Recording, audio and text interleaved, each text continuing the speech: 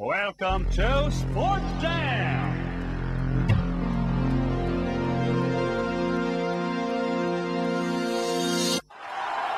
Everybody get up, it's time for sports now. We got a real show going down. Welcome to the Sports Jam. It's your chance, talk and rant. It's the Sports Jam.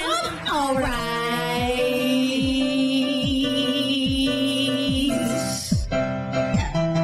Hey man, you can't get any better than that. Welcome to the Sports Jam. My name is Joe Rourke. Mike Zajac in front of me. Sam Sapita, gone, missing. Again. He is MIA. If you see him on the back of a milk carton, you let him know.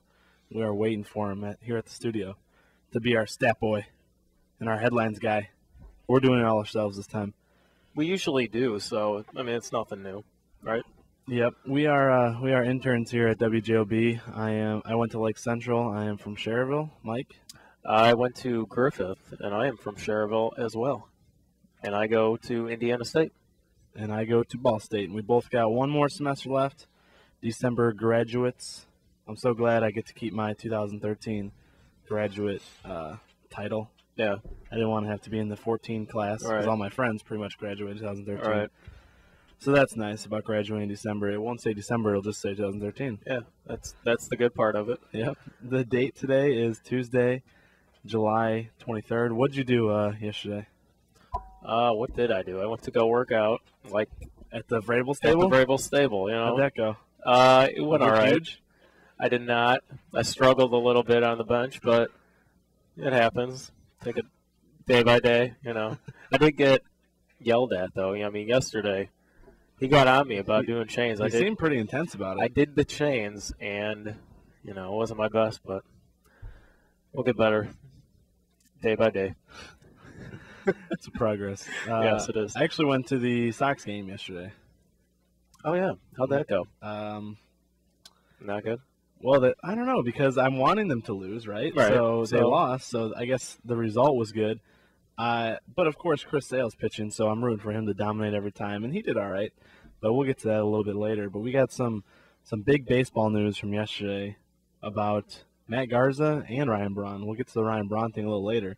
But the Cubs and Rangers agreed on a deal that will send pitcher Matt Garza to the Rangers for third base prospect Mike Olt, right-handed pitchers Justin Grimm and C.J. Edwards, and one or possibly two players to be named later, depending on who they choose. I've seen if they choose right-handed pitcher Neil Ramirez as their player to be named later, then they just get him. Right. And if they choose not to take him, then they get two players to be named later. Okay. And I don't know if you know. Do you know how players to be named later works? I don't know. No, explain to all of us how it works. To the listeners, pretty much what it means is when you have a player to be named later, first of all, they can't be a player that was just drafted. So nobody from the 2013 draft class can be included. They have to have been in the organization for a year. Right. So guys from last year's draft class can be included now. But basically, the teams will agree on a short list of players, maybe 3, 4, 5, maybe up to 10 players that they agree that will be a player to be named later. Mm-hmm. And the team has, to a certain date, it's either 8 months or 6 months or maybe a year. I can't remember. I haven't looked it up in a while. But they have a certain time frame where they have to make their decision by. So usually they'll let the season play out, see how the player does in the minor leagues, see which one's having the best season, or maybe one of the guys gets injured, so then you take him off your list. And then at that deadline, or before if you want, you choose which of those guys you want. So it's kind of an interesting system, the player to be named later. So anyway, the Cubs can either get Neil Ramirez or two other players to be named later. Let's talk about these guys. Mike Olt, 24 years old, third baseman. He was a MLB Network's 19th prospect. I told you I wanted a top 20 pick, a top 20 prospect for Matt Garza, and they got it with Mike Olt. C.J. Edwards, 21 years old. He went 8-2 with a 1.83 ERA, 122 strikeouts for Class A this year. Justin Grimm, 24 years old, career 6.73 ERA, but that was, he's young, so we'll see how that goes. Yeah, Mike Olt, he's, like you said, he was 19 19 on MLB Networks. Yeah. Baseball America is usually what I go by, and they said 22nd, so pretty much similar spot. He's a big guy. He's got some power. And he apparently is a good defensive player, too, at third, which is surprising for such a power-hitting third baseman. He's definitely having a down year, though. So the Cubs get this Mike Olt, who's a third baseman, and then they just drafted Chris Bryant, who's also a third baseman. Where is he going to play? Outfield? That's my guess, because they need some outfielders. Well, young outfielders. I mean, Olt can play outfield. He played a little bit. It's also possible that one of these guys can move to first at some point if Anthony Rizzo doesn't pan out to be a superstar. And also, I mean, these guys, Olt is pretty close to the majors. He could be called up anytime. I mean, he's not having a good year, but Chris Bryant's still a few years away, so you don't really consider Chris Bryant being blocked yet by Olt because we don't know if Olt will rebound to his 2012 season. Let's say 5 years down the road. Olt, they still got Castro, Rizzo, Bryant's in there. Javier Baez comes up. Almora's up there. You got Castillo as your catcher. I mean, Junior Lake in left fielder to the center. That's a pretty good lineup for a young team. The Cubs do have a lot of good position player prospects. Right. They really do. Now, if half of them turn out to be major leaguers, that would be huge. Yeah, I'm just wishing this would happen, that they all just fall into place. That would be best case scenario. Right. All 7 of them make it and are, contributing in 5 years. But they really need pitching, and I think they'll end up turning a lot of those guys into pitching prospects. Right. I think like Chris Bryant could be the Mike Olt 3 years from now, where he's in AAA, or he dominates 1 year in AAA and then in AA and then moves up AAA, struggles a little bit, and then the Cubs trade him maybe because they already have Mike Olt there who's producing and Rizzo, so they don't have a spot for Bryant anymore. So I mean, you got these trading chips. So when they're still a few years away, anything can happen. So it's good to just have a lot of trading chips, even if they're all at one position. If they're spanned out, 3 or 4 years apart, you could just trade them for other pieces, Yeah. I mean, with the 2 pitchers, they got C.J. Edwards, Justin Grimm. They're pretty good. So yeah, so Mike Olt having a down year, like I said, he's batting .213 with 11 home runs, 32 RBIs. He has 89 strikeouts in 65 games. He's on pace for over 200 strikeouts in a major league season, 162 games in AAA. He dominated last year. I think he had 28 bombs, but this year his stock has gone down, and I think the Cubs bought low on him because last year I remember, I think it was Cliff Lee.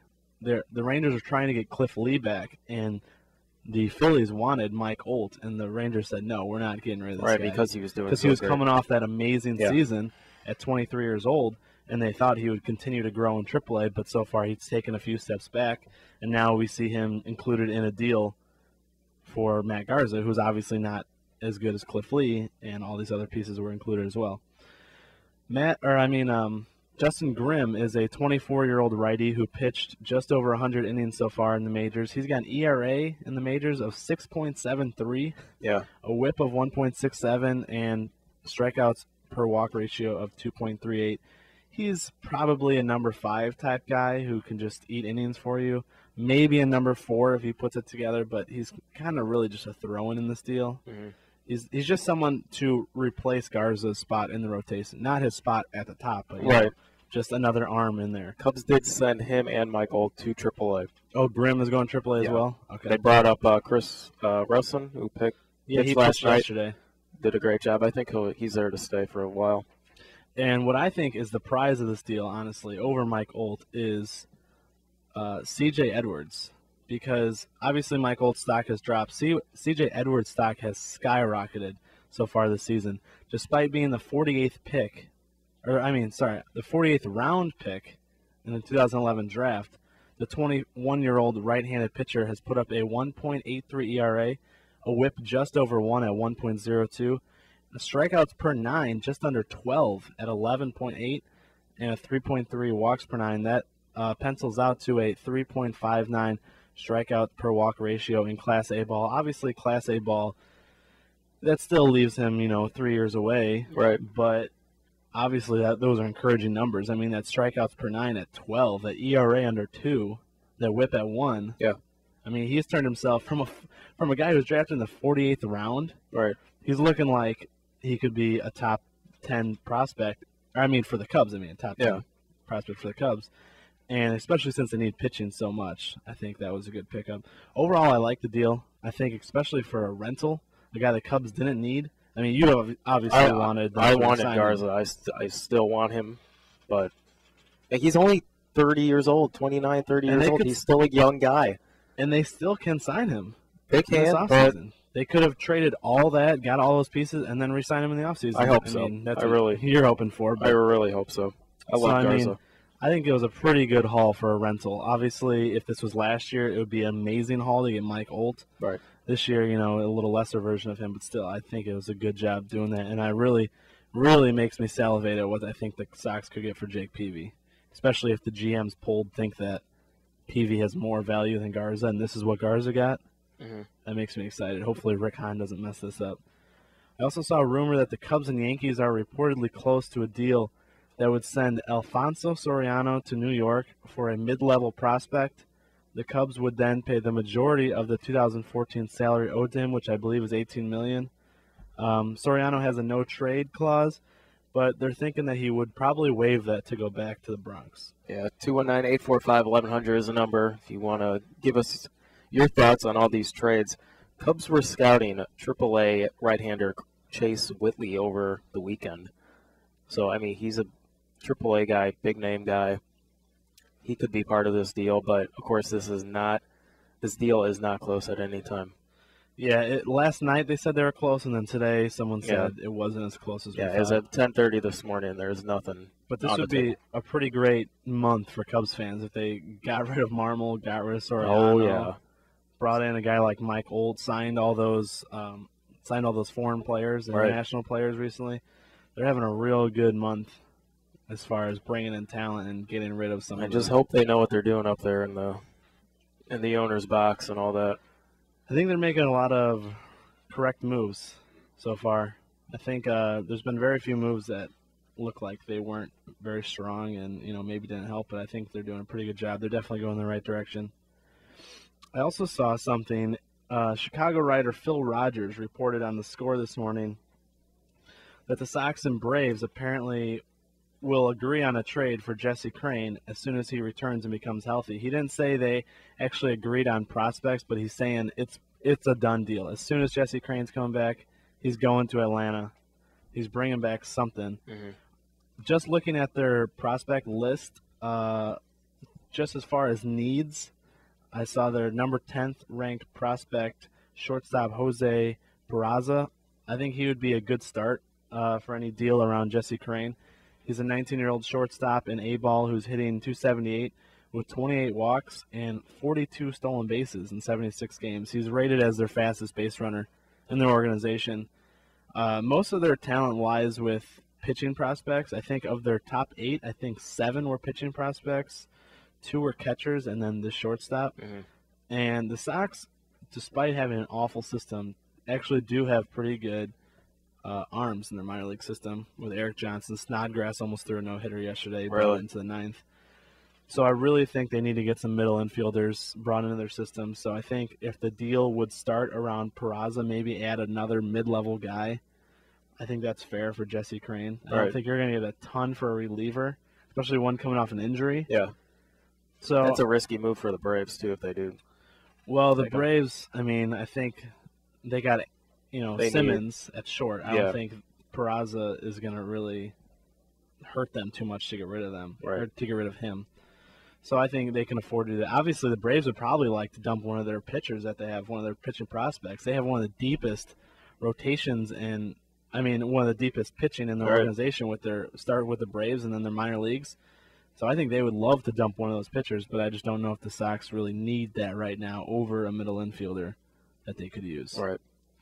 So we'll see what happens there. All right, let's actually talk about the White Sox and Cubs, their games yesterday. Like I said, I was there yesterday at U.S. Cellular Field. The Sox lost to the Tigers 7-3. Viciedo and Connor Gillespie hit their 8th home runs of the year. Both went 1 for 3 on the night. Alexi Ramirez, not helping his trade value for the Sox right now, went 0 for 4 with 2 huge errors. He now has 17. I think that eclipses Castro, who is at 15. He's up there somewhere, 15 or 16. They're saying Ramirez, I believe it was before yesterday's error or maybe before a couple days ago's error. He hadn't had an error in over a month, and then he just had 2 awful ones yesterday. The Tigers scored Of their 7 runs, 5 unearned runs.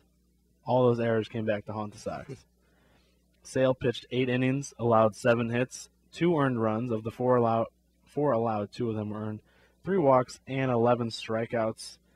Takes another hard loss while he not only did not get offensive support like he usually does, the defense obviously let him down. Yeah, easily. He gets the worst run support in baseball, and now the defense has let him down. He's I think he's 6-9 on the season now with a 2.8 ERA, and everything else is just, all his numbers are really good except that. This team is just, it's got to be so frustrating for him to go out there and pitch. Scherzer pitched 8 innings. He allowed 4 hits, 2 earned runs, no walks, and only 5 strikeouts. Kind of surprising for Scherzer. He's usually getting about 8 or 9 per start. Yesterday we played. I went with a group of guys. There were 8 of us. Yep. It was my buddy's dad and my buddy and his dad's friends. They do this thing once a year called Hunko. Have you heard of Bunko? Yes, I've heard of Bunko. Is something the ladies usually do. They get together and play games and I don't know, whatever else. Yeah. And so the guys wanted something to do to answer that. So their answer to Bunko was Hunko. Hunko. You get it? Hunks? Yes, I get it. All right. And so they do it once a year. I think I actually went with them a couple of years ago. But we went again yesterday. And obviously we knew the Sox weren't going to win. So we played this game, hits, runs, errors. You ever played it? You pick a number, whatever the hits, runs, errors add up to, and usually everyone puts $1 into the pot. Right. Then they win the pot. Whoever Price is Right rule is closest without going over. Have you ever played that before? No. My dad taught it to me a few years ago. We do it every time we go to the game because usually the Sox aren't doing that well. Right. So we want something else to watch and pay attention to. Apparently, it's actually a Vegas thing. They do it. They actually bet on it. I looked it up right before the show and found out it was a real thing that people bet on. Does Vegas call it Hunko? No. They call it RHE. Okay. Runs, hits, errors. So I actually introduced this game to the group yesterday. Right. But anyway, runs, hits, errors, you add them all up. I picked 26, all right? We're in the 6th inning yesterday, and it's at 13 because the Sox weren't scoring. I think the Sox had 1 hit maybe. Even Sale was kind of keeping the Tigers at bay. It was at 13. It wasn't looking good for me. My buddy someone had 16. My buddy had 19. I was way up at the top at 26, and then there was 27, 28. So we get to the 9th inning. Alexi Ramirez throwing the ball around. Runs are scoring. It's getting up there. All of a sudden we're at 26, and it's going to the bottom of the 9th. And I'm so excited. I'm like, I'm going to get $9. I'm so happy about it. Even though the Sox lose, I'm going to get some money out of this. Top of the 9th. Phil Koch gets the first out. I'm like, 2 more. This is it. Yeah. They bring in Rondon. He gets Alexi Ramirez to ground out. 2 outs. I'm like, 1 more, baby. They're all mad at me. They're like, oh, this guy introduces the game, and now he's gonna win. I was telling them about how my aspiration is to be a GM, and I loved Moneyball. Right. I'm into all the numbers. They're like, oh, he was crunching the numbers on his computer. He figured out exactly what, all this stuff. They're giving me crap for it, and Alex Rios dumps a double right inside the line, maybe 10 inches inside the right field line. Gets a hit, bumps the number up to 27. I'm mad. They're all laughing at me. They're like, yeah, take that kid, blah, blah. And so now it's at 27. So this guy, Barry, who's there, he's happy because he's got 27. Right. So he's like, this is perfect. I fell right into this. Rios is on second. I think he steals third. Uncontested. I don't think I don't know. Whatever. Anyway, he ends up on third base, right? All he needs is Adam Dunn is up to plate. It's 2 strikes on him. All he needs is 1 strike, and he wins the money. And Rondon balks. Oh. He balks in the run. Rios scores. The number bumps up to 28. Next pitch, Adam Dunn strikes out. Jeez. Barry loses. One of the other guys, Dave, ends up winning. It was the worst way I've ever seen anyone lose the run hits error game on a balk. Oh, my gosh. Balks in the walk-off $9. Wow. Yeah. $9, that was it? Yeah, I mean, there were 8 of us, and one of the guys, I should not have, but I allowed him to buy 2 numbers. Right. He bought 21 and 28, and he's the one who won with 28. So I felt kind of bad about that, but it's a fun game you should play next time you go to Wrigley and you're not really paying attention because most Wrigley fans aren't paying attention. No, they're not, especially out in the bleachers. So what did the Cubs do? Cubs won last night 4-2 over the Diamondbacks. They moved to 44-53. You know, as bad as this team is, it's amazing that they're 9 games under 500. The Lake Effect, Junior Lake, 4 for 5. You like that? The home run? Lake Effect? The Lake Effect, 3 RBIs. He's batting .529. Yasiel Puig Jr., huh? How come he's not getting any love? Dioner Navarro, 1 for 3 with a home run. Starling Castro, 2 for 5. He's starting to hit the ball double. Chris Russin goes 5 innings, 2 hits, 2 walks, 4 strikeouts, gets the win in replace of Matt Garza. Kevin Gregg gets the save. He could be traded very soon. And Pedro Strop, he's given up 2 hits in 9 games with the Cubs. He could be their next closer. Yeah, I'm thinking Kevin Gregg is – they got to dump him off somewhere. Yeah. I mean, they picked him up. They picked him up thinking he would just maybe do something for them. Right. Now he's turned himself into an actual trade chip. Yeah. So we'll see if they can dump him off to somewhere. Maybe Atlanta won't like what Jesse Crane's doing, and he's not healthy enough, and maybe they'll take him. So we'll see. All right, we are going to take a break real quick on the Sports Jam. When we come back, we will talk some Blackhawks Olympic news, local sports stories with the Railcats and the Oilmen, Onion story. We'll get to Ryan Braun eventually, Bishop Knoll basketball coach, all coming up on the Sports Jam on AM 1230.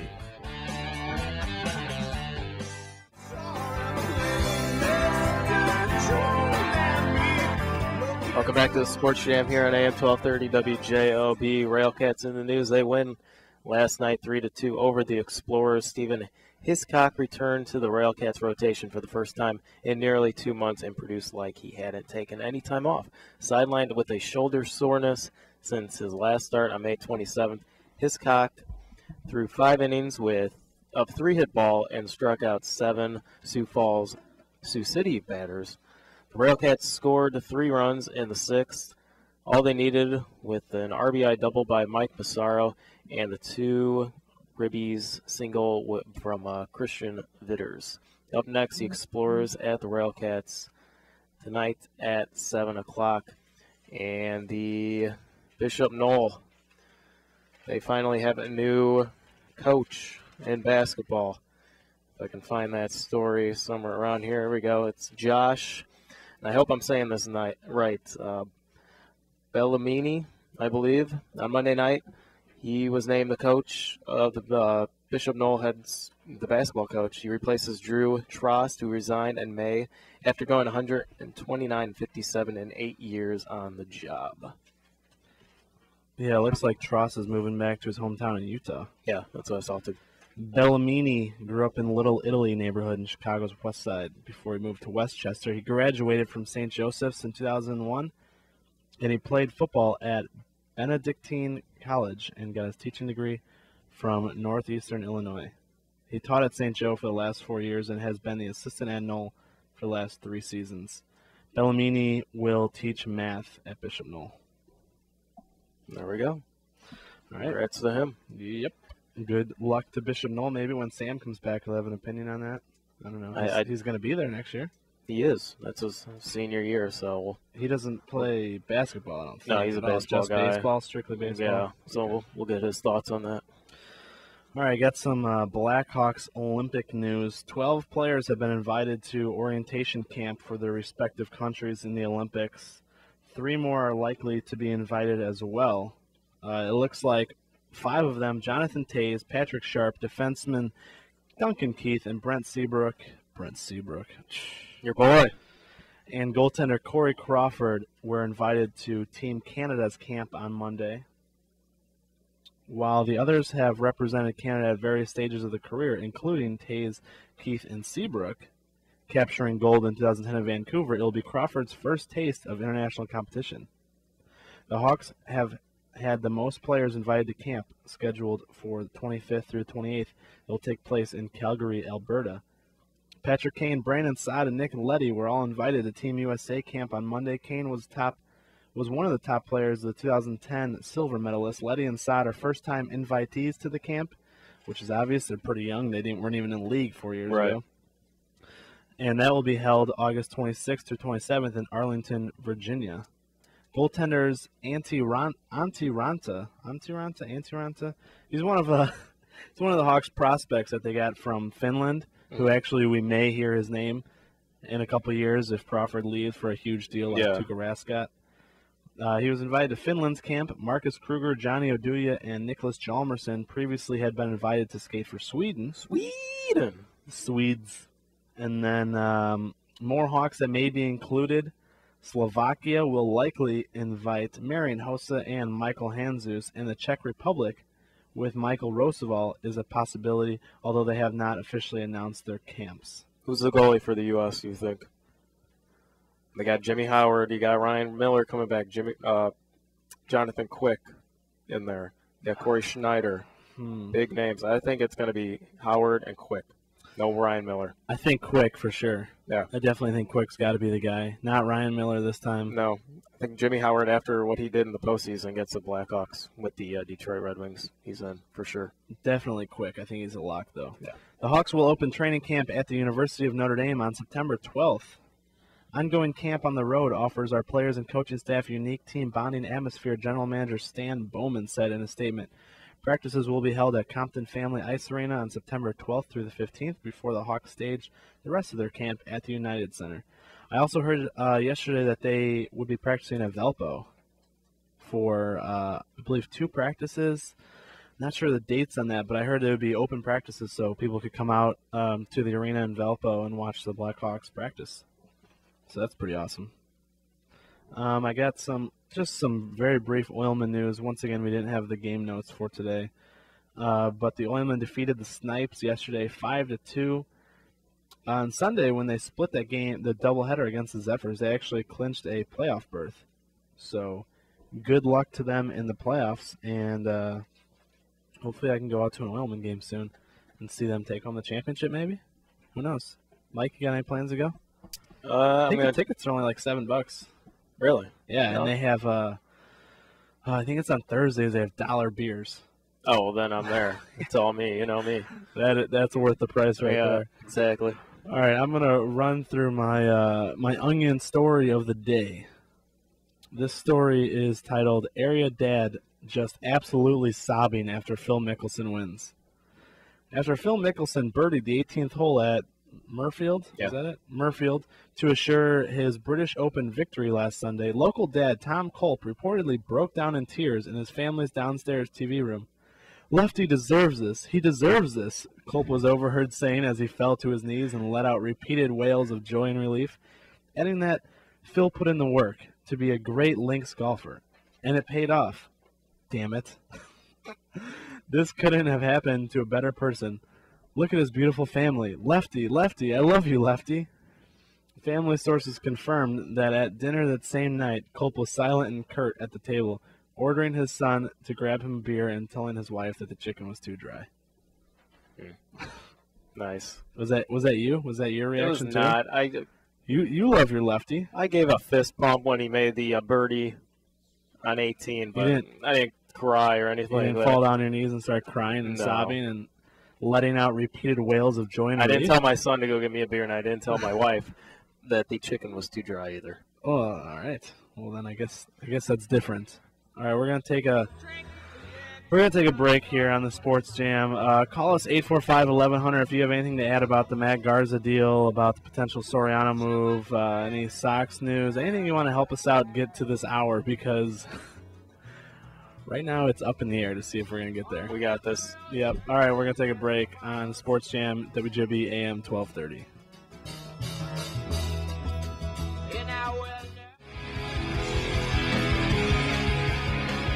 Welcome back to the Sports Jam here on AM 1230 WJOB. You done screwing around over there? I was rocking out a little too hard and the mics all fell. Ryan Braun in the news yesterday. What did he do? I didn't hear anything about this. Really? He was suspended without pay. The final 65 games. You didn't hear about this? He lost $3.25 million.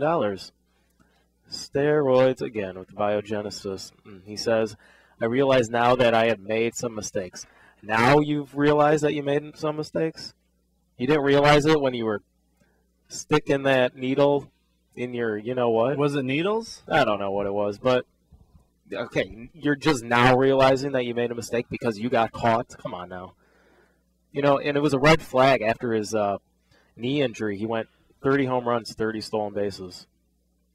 That's a red flag for me right there. He comes off this injury and has such a great year. Come on.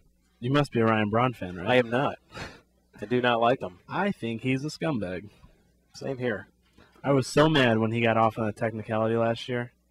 Mm-hmm. With the whole, Right. FedEx guy forgot to deliver it on Friday or whatever it was. I was so mad when that happened, and he got away with it, and he was so smug about it, and he went around talking to the media like, "Oh, I didn't do anything. I didn't prove it. I didn't do it. It was it could have been tampered with. Blah blah blah." And he just was all on his high horse the past year and a half. Yep.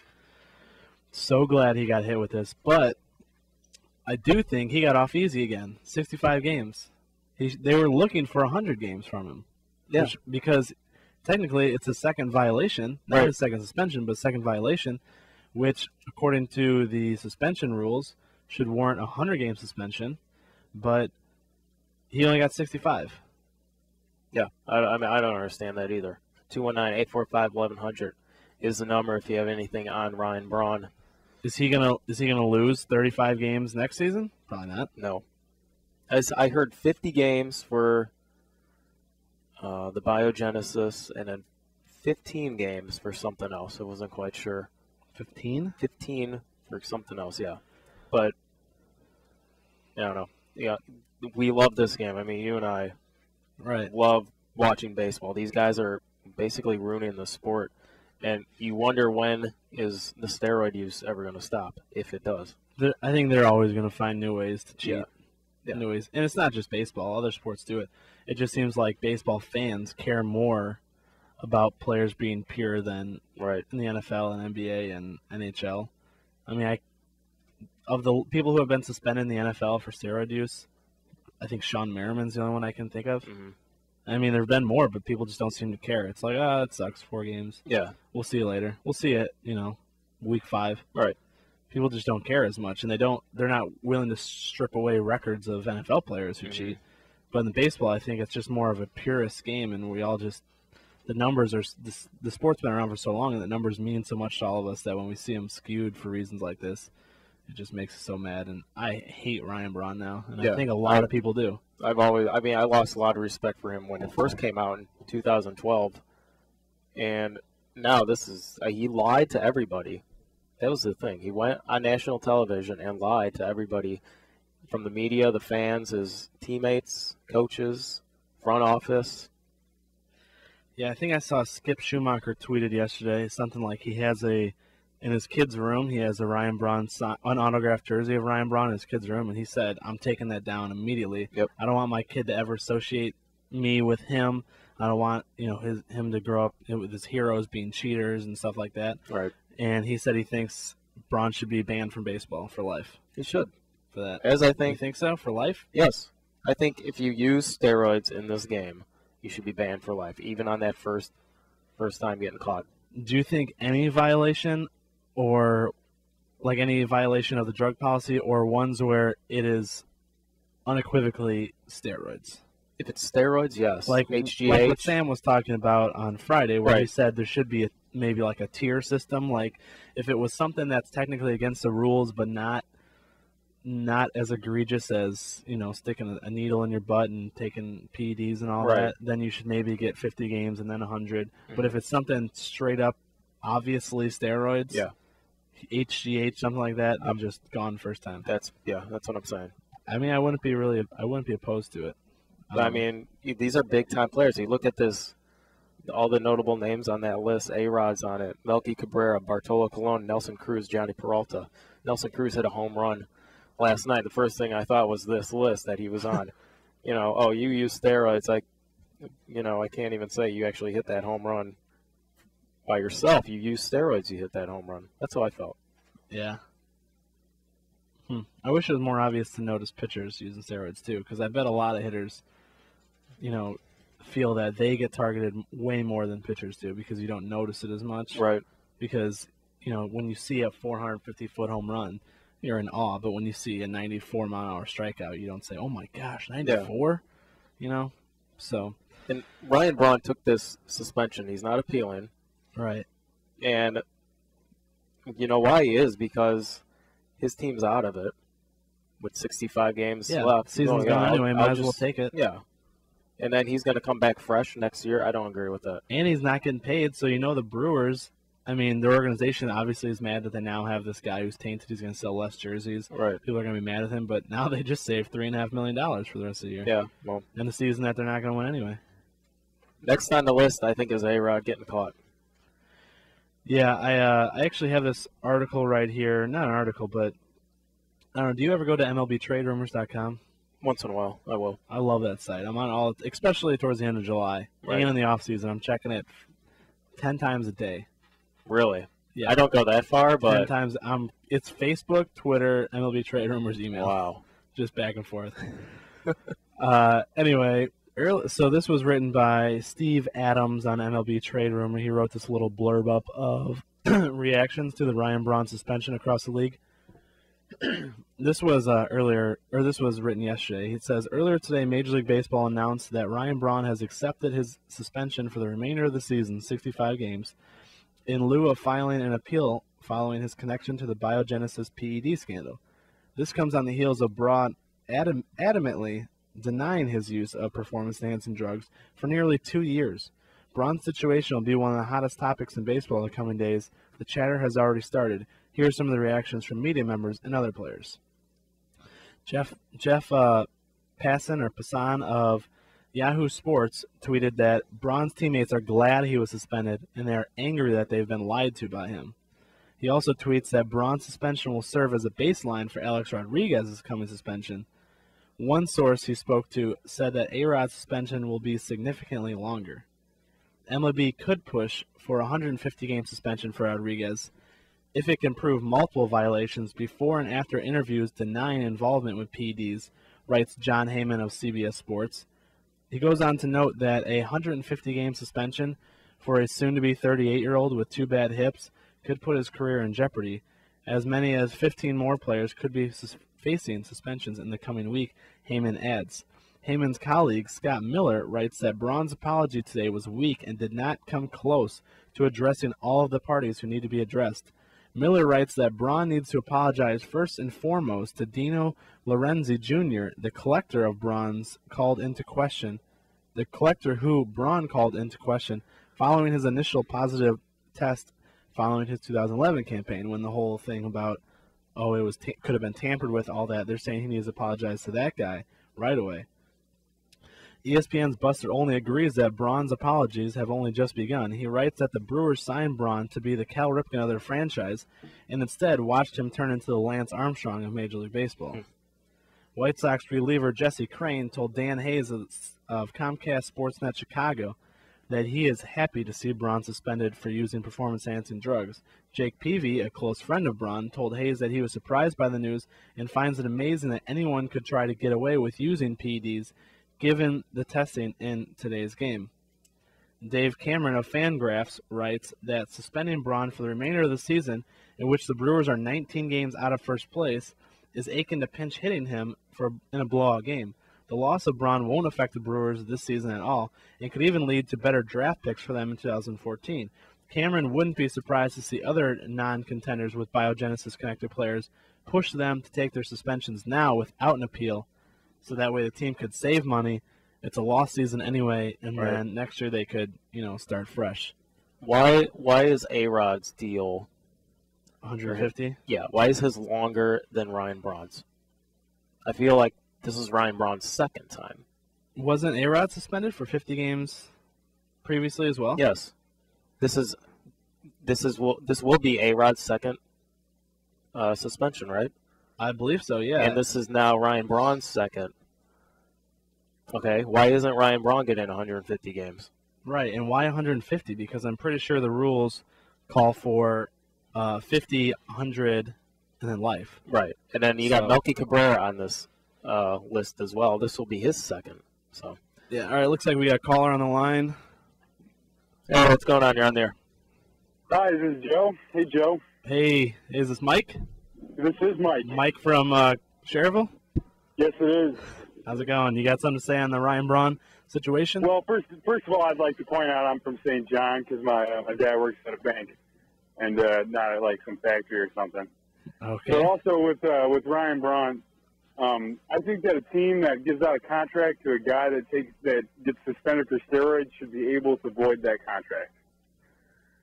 It just seems that the steroids would have helped him to earn such a large contract. They still owe him $117 million. Is pretty much guaranteed up to $133 million.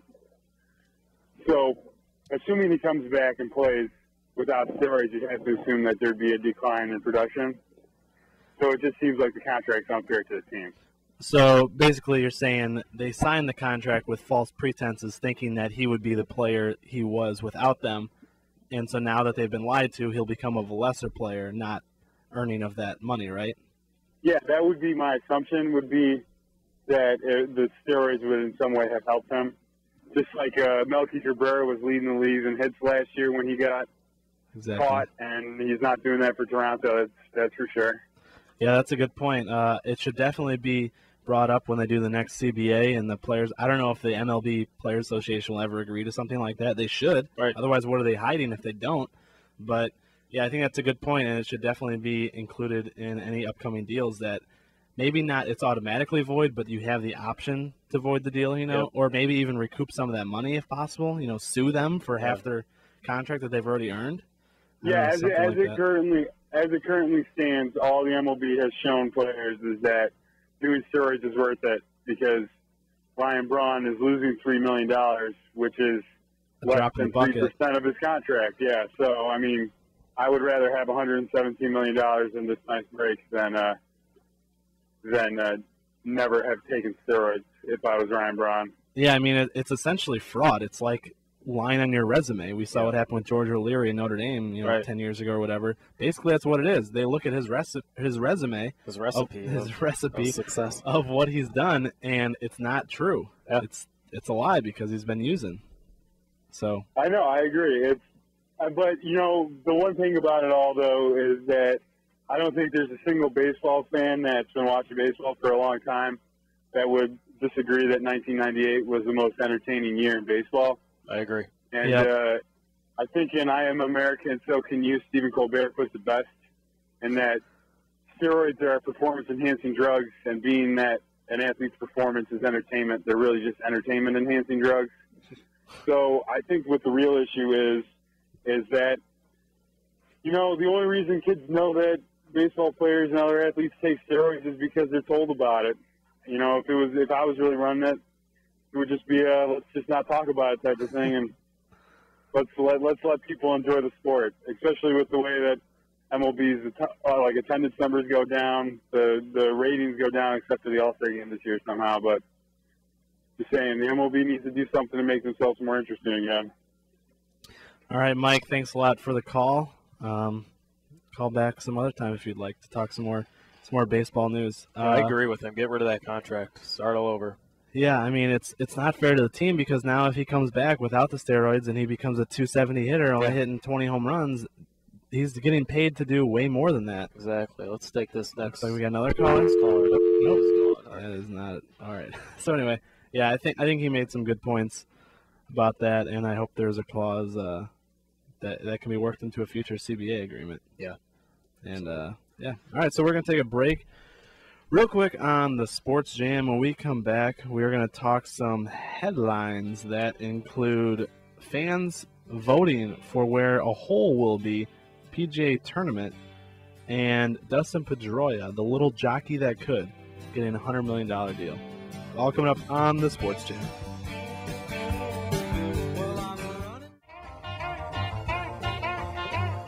Welcome back to the Sports Jam, AM 1230, WJLB. Joe's got a few headlines for us. Yeah, let's do some headlines with Not Sam. Step boy. We got Dustin Pedroia, the little jockey that could, and the Red Sox agreed to a 7-year, $100 million deal. Since he came into the league in 2007, he's posted the 7th highest WAR. That's wins above replacements, for anyone not privy to that.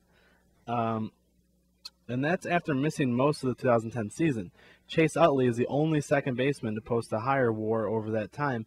In fact, only Pedroia and Pujols are the only two players to have walked more than they've struck out over that time frame of the top 30 WAR players. He's 5'6", 165 pounds. Yeah. He's a great baseball player. He's a former MVP. Yeah. Oh, don't get me started on that. That was Carlos Quinton's MVP. Oh, no, it wasn't. Carlos Quinton's. But yeah, 5'6". He is a great baseball player. It's amazing that he's that good, but it just proves that baseball, is a sport of many sizes, and you can be Prince Fielder or you can be Dustin Pedroia and still be a great hitter. Right. And even a fielder. Fielder's not too bad fielding. Interesting article by Will Brinson on CBS Sports says that NFL teams may use police experts to check tattoos of NFL prospects for any gang activity that may, show up on their tattoos. If they have gang-related tattoos or anything like teardrops, that indicate that they've killed someone. Mm-hmm. Do you agree with this? Do you think that they should be looking through these players' skin and saying, oh, that looks like gang tattoo, we shouldn't draft this guy? Or do you think it's profiling? It's kind of profiling, I believe. But isn't it also just, like a background check? I mean, you don't want to get a guy who's going to be Aaron Hernandez and start murdering people left and right. Exactly. You don't want those guys on your team. I think it's just a character issue, and I don't really have a problem with it. If you're getting a tattoo, I think they should just let it go.